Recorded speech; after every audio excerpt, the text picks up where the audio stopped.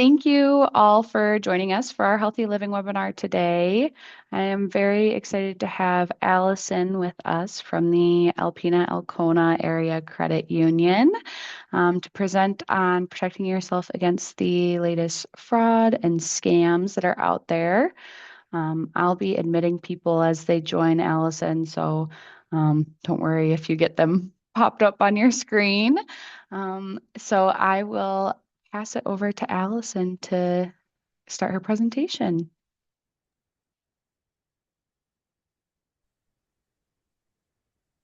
Hello, can everyone hear me? Yep. Okay, perfect. Perfect. Sometimes, tech issues are always fun to deal with. So my name's Allison Jacobson. I work in marketing over at Alpena Alcona Area Credit Union, and I've been in the role at the credit union for about 14 years now. And financial education is a huge passion of mine. So when presented with the opportunity to kind of share a little bit on frauds and scams, I jumped at the chance because I was super excited because it's a topic that is ever growing, and anything that we can do to kind of help prevent our members and our community from falling victim or spotting those early on can help with their financial health tremendously. So I'm excited to share my presentation. Let me just get that going. Sorry. Do, do, do, do.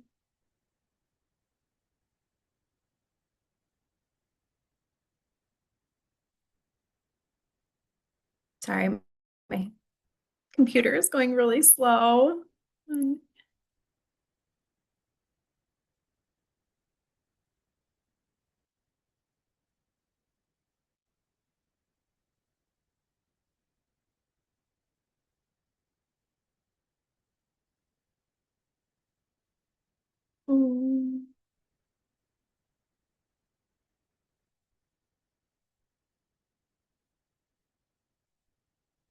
I apologize. I'm so sorry.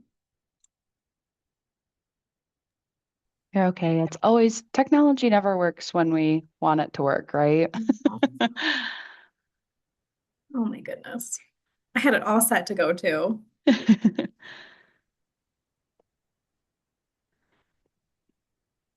Okay, let's do it this way.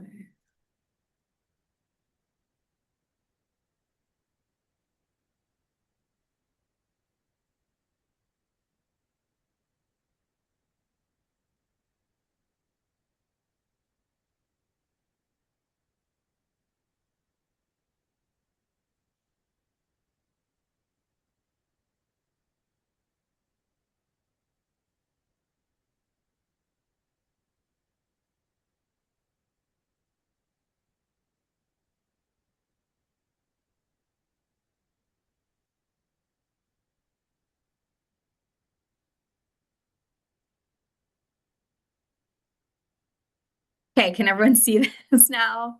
Yes. Okay, perfect. Okay. So we kind of entitled this Spot It, Stop It, a fraud and scams seminar for us to kind of highlight things that you should be aware of.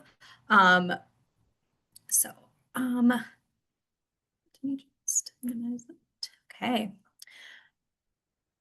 So what we're going to talk about is defining what a fraud and a scam is, some different scammer scenarios that happen and occur that we see frequently. If you sent payment to a scammer, which is a huge thing that we see with our members, unfortunately, what you can do, and then how AACU can help you along the way. So we're just going to clarify the definition of frauds and scams in our next slide. So fraud. Fraud is an unintentional deceptive action intended to provide a bad actor with an unlawful gain or harm on your financial health through misleading and deceptive behaviors or other illegal practices. And that fraud is an attempt to deceive another person for financial gain. So, someone's just trying to do bad. And unfortunately, that happens in the world way too frequently. And then a scam. A scam is a dishonest and illegal scheme that attempts to steal money from people. It's a fraudulent activity that's carried out by a scammer. Does anyone have any questions first on those? Okay. So some scammer scenarios. First, you want to imagine if your scammer has your social security number. This can be incredibly serious and it opens up the door for a lot of identity theft and financial fraud. And what's essential to understand is that in this situation, what you need to do next. So, what might happen if a scammer has your phone number? They could potentially use it for phishing attempts and tricking you into giving away more personal information. And then lastly, you want to think about if a scammer has your account information, which we unfortunately see a lot. And this scenario can lead to unauthorized access to your bank accounts, to online banking, to payments, to a large variety of things that can kind of open up the door for bigger issues along the way. And as we go through these scenarios, I want you to keep in mind that you need to stay vigilant and aware. And we're going to provide you with some information on how to do that. So if a scammer has your social security number, you want to report the scammer fraud to the Social Security Administration immediately. There is a website and it's ssa.gov/report, and that will take you right to the legitimate Social Security Administrative website to report if you believe your Social Security number has been obtained illegally or by fraudulent people. Next, you're going to want to monitor your credit report and your account transactions. So kind of make sure that you have all of your financial information together and know what you need to look for if you have bank accounts at multiple places, if you're intending to open a loan someplace, those type of things. You want to monitor that very closely. Unfortunately, when someone has your social security number, there's not there's a lot more opportunity for fraud and a little bit more monitoring that you have to do opposed to if they had your bank account, which we could just close the account. You also want to immediately notify the 3 different credit bureaus, and you can do that by visiting mycreditreport.com. That is a website that you can access your credit report for free up to 3 times a year. And then you can also report that you've been a victim of a scam and freeze your credit. And freezing your credit is really important because it prevents any new loans, any new accounts, or any type of activity that would impact your credit from occurring. We also want to encourage you to use identity monitoring tools to alert you if you have any type of fraud or any type of accounts opened. Something that we utilize here at Alpena Elkona Area Credit Union is we have a free credit monitoring tool built right into our online banking platform, which will alert our members if a new account is opened. Like I just applied for a loan a couple weeks ago, and I logged into my online banking, and it alerted me right then and there. A new loan has populated on your credit report. So that's a really cool feature we have. A lot of financial institutions are kind of jumping on that bandwagon and having those credit monitoring tools built into their apps in their online banking. So that would definitely be a good tool to utilize. And like I said, if you visit identitytheft.gov and usa.gov, you can monitor your financial accounts and credit reports, and then also that myfreecreditreport.com website is also a really good resource and tool for monitoring. So next we want to talk about if a scammer has your phone number. You block the number and report if the person calling has your number, you want to block their number and call and report it to the Federal Trade Commission. And that number is 1-877-382-4357. And that's available if you look it up online, Federal Trade Commission. There are 1-800 numbers where you can call and report fraudulent phone numbers, and then they can work on getting those taken care of. You also want to secure your accounts if your phone number is if you log into any methods. A scammer may try to use your phone number to hack your different accounts if you use it as a login on different platforms. You'll want to reach out to your financial institutions, those platforms, and remove your phone number from them and utilize some other form of identification for logging in.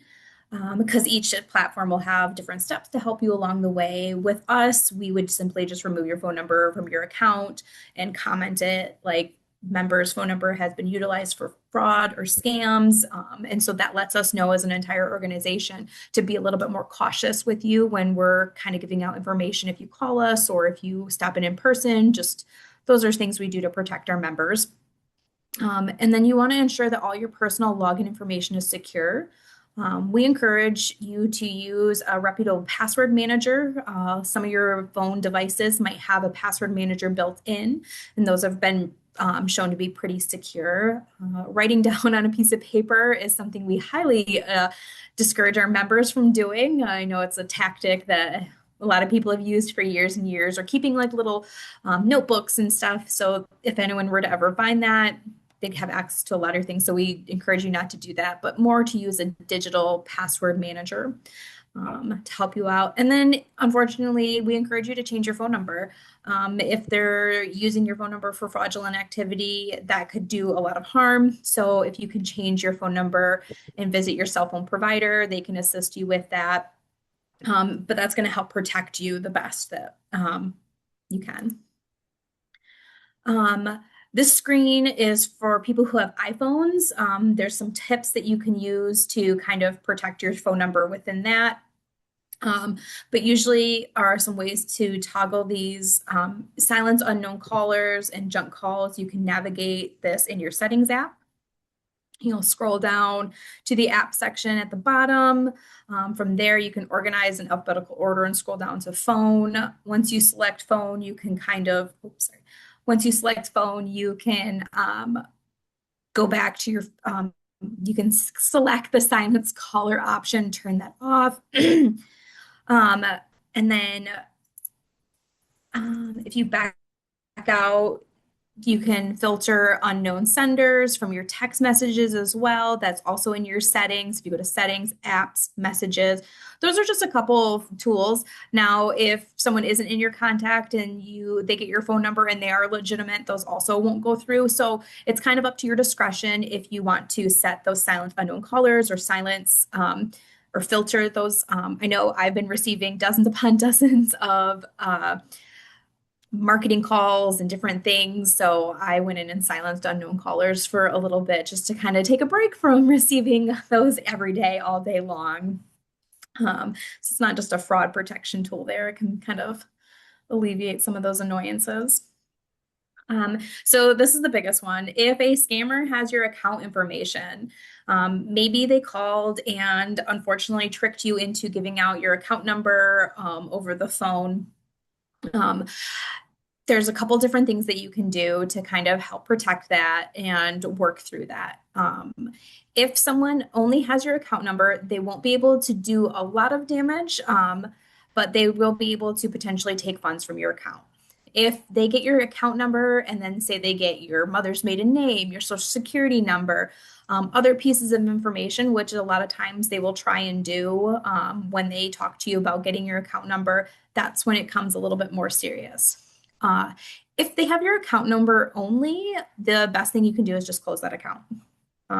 We happen to work with our members a lot on this. They will call and say, I gave my account number out. We'll monitor it for a while. If nothing occurs, they'll keep that account number, but they have been known to close those accounts and we'll open a new one. And it's a pretty quick process. We help them transfer everything over. So minimal hold up on our end for that. However, the biggest thing is if they do get your account number, there is the potential for ACH or electronic check fraud and electronic transfer fraud. So if they have your account number, they could, log into Venmo and set up to withdraw money from your account or various other platforms. So that's where you want to be a little bit more cautious. So ACH fraud, it occurs when you set up an electronic payment using the account number and routing number. A lot of scammers will set this up to have automatic payments constantly coming out to purchase items or to send money in transferable platforms. So just want to be careful of that. And then there's also, if they have your account number, there's check fraud. We don't see this as common as it used to be because when you would write checks out, your entire account number would be at the bottom of that. So anyone who has your check could see your information. So that's why we also encourage members to not write checks as much, so they're a little bit less secure than if they were to use a debit card or another form of payment. But the check usually provides your full name, your address. So that's also another reason we don't like to use those. But when scammers will use this information to try and impersonate you, if they have your account information, they may call another financial institution and try and draft a check using your name and your verification details. Also, if they have your account number, they could bypass security questions, open accounts at other places with those information, and use the funds, your account number here, to fund that other account, draining your account at your main institution. This is why our staff here always uses additional verification methods. It used to be they'd call, give us their account number, and ask for a password, and then we'd go about our business. But now we have a lot of two-factor authentication verification processes when members contact us and we don't see them in person. So if your financial institution is asking you a lot more details to verify who you are, just know it's because they want to protect you, not to bother you or to make things harder. It's just because in the increasing frauds and scams in the digital age, we just want to protect our members the best we can. Okay, so if a scammer has your account information, what you should do, you should report the fraud right away. We've kind of covered that in these last little topics, but you definitely want to report the fraud, like I said, to the Federal Trade Commission and also at the Social Security office, Social Security for your, my goodness, for your Social Security number. You can report that at the Federal Trade Commission. Second, you want to monitor your accounts, make sure there's no transactions coming through, especially minor ones. A lot of time fraudsters will send through like a dollar payment, so you might not notice it if you're not like checking your transactions detailed. Because I know sometimes I'll miss a dollar or two coming out. I won't, excuse me, account for that always. So that's a good rule, is just to monitor all of your transactions during this time period to make sure, because they'll send through like a small amount and then a couple days later they'll send through a bigger amount. They just are kind of testing to see if they can access your account information. And then third, you want to notify your credit union or your financial institution right away. The sooner that we know about fraud or scams going on with your identity or your account or your information, we can put a lot more protective measures in place to help protect your information. And that's pretty common across all financial institutions. I know I can speak mainly for Alpena Elkona Area Credit Union, but a lot of financial institutions, the first step and to be the most vigilant is to report that information right away. So here's some really important numbers to contact the credit bureau. These are the official numbers that you can use to call and freeze your account. It's very important that you want to call all three. Because if you only freeze your Equifax account, if someone tries to if someone tries to open an account in your name and another institution uses Experian or TransUnion, that'll still happen. So you want to make sure that you're contacting all three of the credit bureaus. These are good numbers, like I said, to reach out to those. I would encourage you to maybe screenshot this or write them down.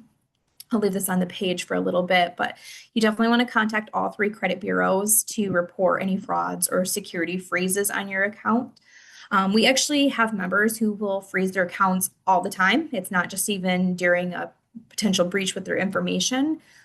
They will call, freeze their accounts, and then the only time they unfreeze them is when they want to apply for a loan. And you can do that same day. So if you were applying for a loan today and your account was frozen, you could call these numbers, tell them to unfreeze them, and that'll allow us to access your credit to do the loan. And then once the loan is complete, you can freeze them back up. It's a really good practice. And kind of protect yourself from accounts or informations regarding your credit report opening. We encourage members to do that. We actually encourage our employees to do that as well. Okay, so now we're going to get into what happens if you've sent payments or done wire transfers or money transfers. Maybe you got into some cryptocurrency and sent those things out. And so we're going to go over some cases and actions that you can do to kind of help with those payments that have already been sent out. Okay, so if you've sent out a payment, maybe let's talk about if you wired money through a company. First, it's crucial to act quickly. You want to contact the wire company immediately. We see this a lot, unfortunately, with people who will think they're um, getting a deal on something. Say they're purchasing something and it costs $500, and the person will be like, "I just need you to send me 1,000 to cover shipping costs, and then I'll reimburse you." Well, a lot of times people will do, they'll wire the money out and then they don't get the product. They person blocks them, they never hear from them again, and then they're out. So if you send this wire through, unfortunately, and something it just isn't sitting right with you, or you're not feeling good about it, or you catch a red flag, you want to act quickly. You want to, like I said, contact the company that you sent the wire through immediately. This is very important because the sooner we know, the sooner we could potentially reverse it or get your money back.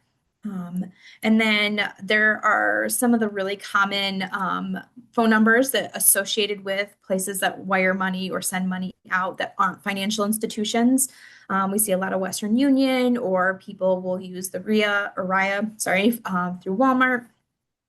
So these are phone numbers that you can utilize to contact those if you do send wire transfers out through non-financial institutions. If it's done through your bank or your credit union, you can always contact them and they could try and work on getting those funds back if you do happen to send them out. And like I said, the sooner you act, the better, because a lot of times when we receive wires, they're sent out same day, and once their funds are gone, they're typically gone. However, we can attempt to get them back from you for you. Now, money apps are very, very common and utilized more and more every single day. So we want to talk about if you're using a money app. Some of those are like Venmo, Cash App, those type of person-to-person transfers. So if you send a payment through a money transfer app, the first step you want to do is report it within that platform or that app. That'll kind of get that platform, that app being a little bit proactive with reporting it and seeing it, and they can help you get the money back. And then you should ask to have the payment reversed. If the app is connected to your debit card or your credit card or your account, it's really important that you next step want to report it to your financial institution. So if I have my Alpena Elkona Area Credit Union debit card linked to Venmo and I transferred money to someone and it was a fraud, I want to contact Alpena Elkona Area Credit Union to let them know, and then also remove your debit card or credit card or banking information from the app completely. This can kind of help stop that from happening. Next thing that we're seeing, we don't see too much of this just because we don't typically deal with crypto, but we every once in a while will have people want to transfer money out to buy cryptocurrency or those type of things.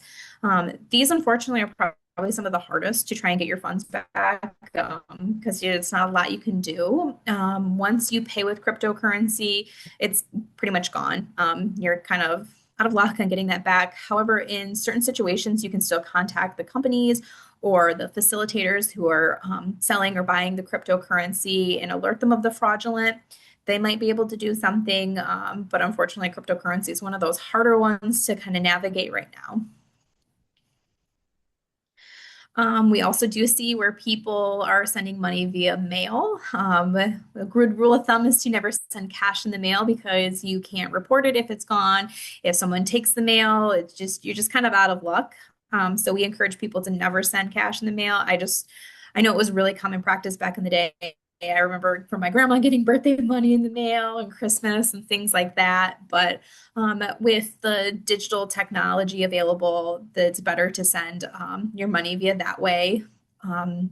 Just because a lot of times that gets lost. If you did send money in the mail to someone and they don't receive it, or a payment to something, you want to contact the U.S. Postal Inspection Service at the phone number listed. You can also fill out a form by visiting the website here, or we have this QR code that's available, and they can kind of provide you more information on their end. If you use another delivery service like FedEx or UPS, they will have similar website and information to help you through that. It's just we see a lot with the United States Postal Service typically. Um, Another really big scam that we see a lot is people paying by gift card. You'll have someone want to you purchase something or they'll want you to purchase something and they'll be like, hey, just pay me by gift card. And then they'll say, you can just call me and read me the numbers on the back and I'll write them down and without actually receiving the physical gift card. And then once they have that information, there's not a lot you can do because you spent your money on the gift card at the store and the funds are gone.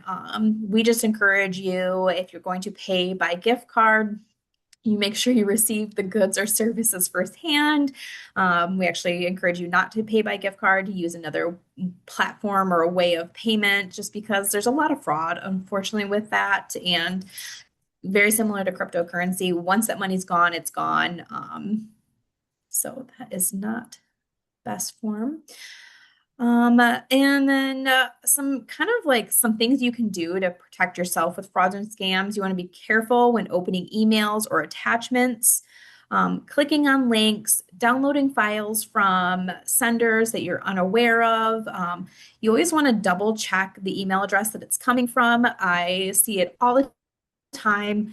I get email notifications that my iCloud storage needs to be backed up, and I'll click on the email that it's coming from, and it'll be like x5437 Google px4 at extend.com, and it's not legit. Like those aren't legit email addresses that a really good tip is to check who the sender is of these. If you're not expecting any type of notification about updates or information or password resets, I get a lot of those too. Your password for Facebook needs to be reset. Click the link. Do not click the link. 9 times out of 10, that is a fraudulent activity. You'll put in your information for that social platform, and then they'll be able to access your information. And same with your financial institutions.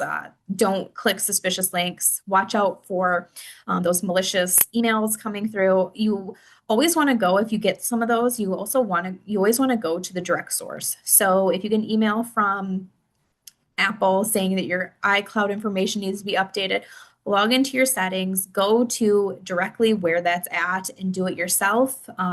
Or like if it's a social media app, go directly to that social media app and update the information within there. Don't ever click links or things within your email unless you requested that yourself and you were expecting it. That's kind of a tip that can help protect your identity a lot too. So then I want to get into how Alpena Alcona Area Credit Union can help with fraud victims. We've discussed a lot of common scams and situations and fraud that occurs out there. In some cases, actions can be recovered, and I just want to cover how our credit union and our team here, which I am a little biased, but we have an amazing team that's constantly working to protect our members. So, when you contact us and you are a victim of a fraud or scam, you always want to let us know when the scam occurred. Do you have more than one account with us? Did you give out your account number? Do you have loans? Did you lock your card within our online banking? That's a really cool feature that we offer. If you feel like your debit card was compromised, you can log into our app, toggle a button over from on to off, and then your card will automatically be locked and won't be able to be used. So that's another feature you want to look through within your financial institutions if they offer that. But we'll ask you if you did that. We'll also inquire if you have any ACH transactions that are expected to come in or out, because that'll be a sign that your information was compromised, and we can kind of stop those. If the funds are pending to come out, we can stop those for you. And then what form of payments you sent the scammers. So this information will really help our team determine the best course of action to assist you when protecting your accounts and information. And honestly, I feel like this information is pretty common that any financial institution would ask for when dealing with this. So if you want to be prepared, if you accidentally fall victim to a scam, have this information ready to go so we can act quickly, because in times like this, urgency and quickness is the best course of action. So some things that we might do or other financial institutions might do to kind of protect you is we might close the account that was compromised. That protects you and actually protects us from potential fraud. So if you give out your account number from someone to someone that is going to do malicious things, we're going to kind of guide you to say, hey, let's close that account. We'll work with you quickly. We'll get a new account opened same day. We'll get everything transferred over the best we can. um, Another course of action we might do is if you think maybe you gave someone your information that might be legitimate, but might not be, maybe you are buying something and you're like, I gave them my information and I'm a little hesitant. I'm pretty sure it might be legit, but I don't know. We can freeze your account, and then you can come in and open a new one if you don't have time right away, or we can kind of just monitor it. It's kind of what you're comfortable with in that situation. We encourage you to change any passwords with your online banking, code words. We ask our members to have code words on their accounts, and then maybe add a second code word to verify you are who you are. You can also put on there that please ask for photo ID when doing transactions in person or certain things like that. You can put a lot of requests on your account. Excuse me. You can put a lot of requests on your account to help us protect you the best we can. We also might encourage you to disable your online banking. What that means is we'll reset the password to something that is not accessible to them, and you nor them or whoever won't be able to access your online banking. And then the same, we have the option with CU Talk where you can call and get your information via phone by entering in your account number over the phone. For basic transactions, we'll disable that. And then we would check your bill pay activity. That's a service we offer. We can have our members pay their bills online via our bill pay services, and we will check and potentially disable that to kind of help you alleviate some of those things, and you don't have to worry about doing them yourself. So you'll call us and say, hey, I was a victim of fraud or scams, and then we'll kind of go through our checklist. And I know other financial institutions, at least in the community where I live, which is Alpena, do this as well, which is great. It's a really great service that credit unions do to kind of protect our members. We would also check, we do have our own person-to-person transfer payment services, kind of similar to Venmo and Cash App. We would check those to see if any transactions are coming through. We would also monitor your remote deposit capture, which is the taking a picture of your check and depositing it into your account, because they might deposit fraudulent money into your account with the attempt that they're going to be able to access it and take the money out, writing a bad check, depositing it, and then the check going bad type of things. We would reissue, we would block all your debit and credit fraud with your debit card. And then we would note your account and personal information has been compromised. And we would track that to kind of protect you and check in and make sure that if we see anything suspicious, our fraud protection team will monitor that too, that we can do what we can to help protect you in these situations. Because fraud is scary. I was a victim of it, unfortunately, and it was a nerve-wracking thing because there's so many different things you have to worry about. And so we've really taken a big step into making sure our members feel at ease that they don't have to contact a bunch of different places and do all these different things. We're going to just kind of take care of them along the way. Some things to note and kind of like time frames. The first 72 hours is the most critical to kind of helping you recover your funds if you sent them out, and also for disputing checks and person-to-person transactions. That time frame is really important. If you want to dispute a check or a charge on your card, we need to have those disputes in writing. So you can send us an email. When you call us, we'll give you the steps to do that. But the first thing you want to do is when you have fraudulent activity is kind of just make notes so you can keep track of what happened, what occurred, what time, those type of things, because a lot of that information is really helpful when we're reaching out to companies to dispute these things. If you know it occurred at like 11 o'clock in the afternoon or 3 o'clock or 11 o'clock in the morning or 3 o'clock in the afternoon, that can kind of help as well.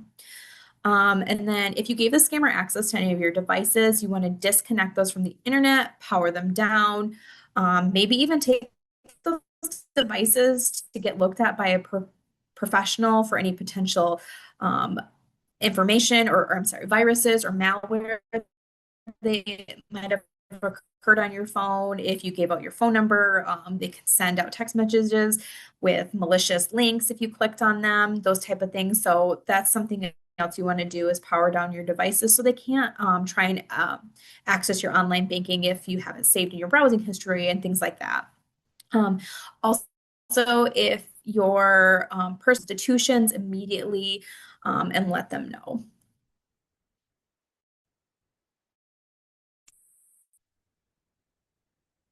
So when you contact Alpena Alcona Area Credit Union, these are the things that if a member is a victim of fraud or scams to report, we might ask. This information allows us to help with the best we can. The first thing staff will need to know is what information has been compromised. Was it your social security number? Was it your account number? Was it your debit card number, your credit card number, your online banking information? Based on how you were compromise kind of helps us go in the path that'll be the best for you. If it's your online banking information, we can just quickly reset it, log out previous sessions, and you'll be able to change it to something more secure. Your cards, we'll just block those, issue you new cards. Account number, like I said before, we'd close that account. And then open you a new one. And then social security number is when we'd have to get a little bit more involved with the credit bureaus and things like that.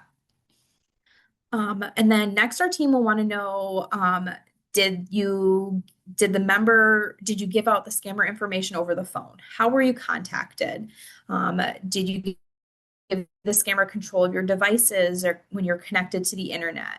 Did they contact you some other way? Was it via text message? Was it via mail? Sometimes people get mail with scammer information in it, and people will follow the letter that they receive. Was it via email? All of this information is super helpful for our staff and what your next steps will be. And like I've said before, it's not just here. When you're contacting any financial institution, they're going to want to know these things because a lot of places will have similar fraud and scam pathways to follow to kind of protect your information.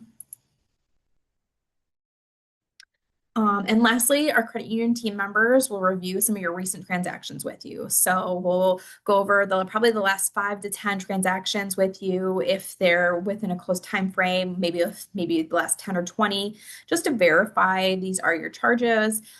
If you have accounts at other financial institutions that might be compromised, you want to do the same thing. Review all of your transactions that you've had, make sure they are yours and not, like I said, someone slipping through with $1 or $5 to try to test your account to see if it's open and active, just to send through a larger amount later.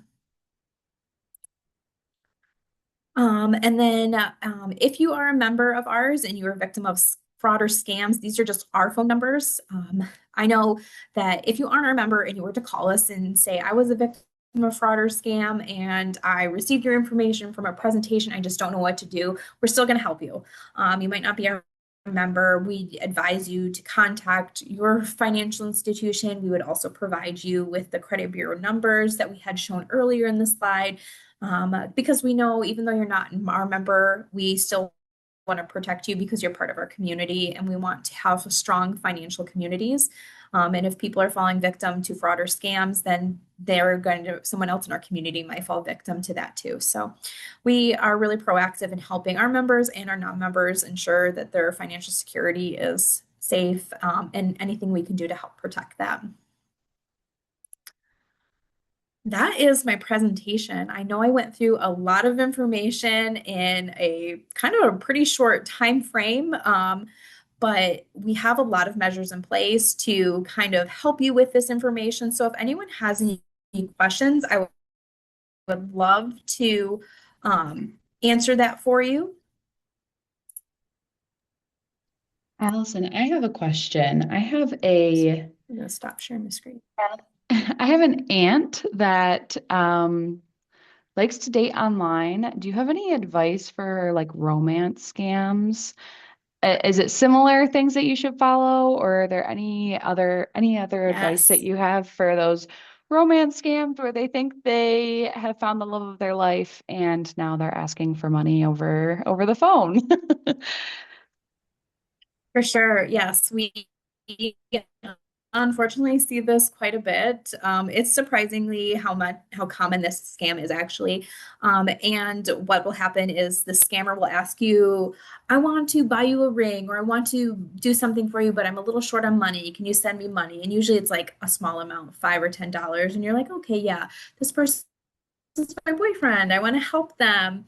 And then they'll ask for money and then they'll just ask for more money and more money. And unfortunately, a lot of times people in these situations have their mind made up that this person is actually my boyfriend.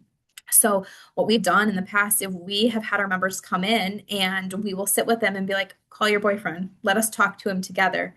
And then we will kind of ask them some questions and be like, okay, why are you asking this person for money? They ever trying to meet you, or if they're long distance. It's a good rule of thumb if you've never met this person in person. If you've never met the person in person, you should not send them money, just because it could be like a fraud or a scam situation. And we all want to believe that people are good. Unfortunately, there are bad actors out there that are going to prey on people who have big hearts and want to help others in these type of situations. But unfortunately, probably, I know this is a really funny scenario. We had one person who was convinced they were dating Kim Kardashian, and we're like, "Oh, I'm sorry, that person is married. They're not your boyfriend. They're not going to or girlfriend. They're not going to leave at the time, type of thing." So it's just like we have those conversations with them. And sometimes when they hear it from someone that isn't a family member, it kind of hits a little bit more. So we've Yeah. actually gone into situations where we essentially were counseling them on, fraudulent dating, along with their finances and how this could potentially harm you long run. And someone who loves you isn't going to ask you for money constantly and put you in a bad situation. And we definitely talk to our members about that when those situations occur. It's a great question. Thanks. Anyone else have any Thank you. questions Does for anyone else? Allison?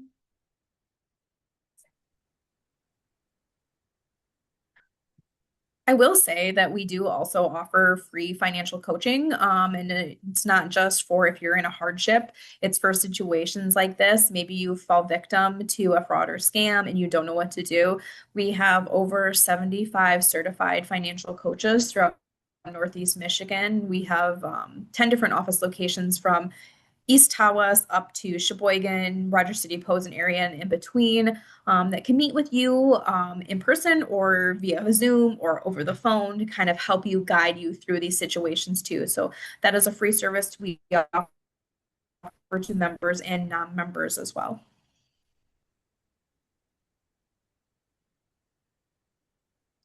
And then if you do ever need those numbers again, you can contact us and we give them reporting places, those things like that.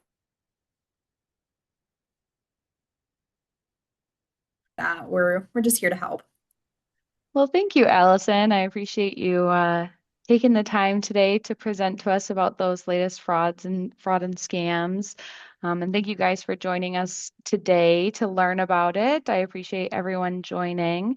I did just want to give a little plug for our next session. We do have next session, Thursday, May 14th. We're going to be talking about end of life planning with our Gaylord Community Funeral Home. So if you are available, it's the same Zoom link, same second Thursday of the month at 1 o'clock. And you'll be able to learn more about kind of that pre-planning and what to do and expect with that end of life planning. So thank you all. If there's no other questions, I will stop sharing or stop recording and thank you for joining us today.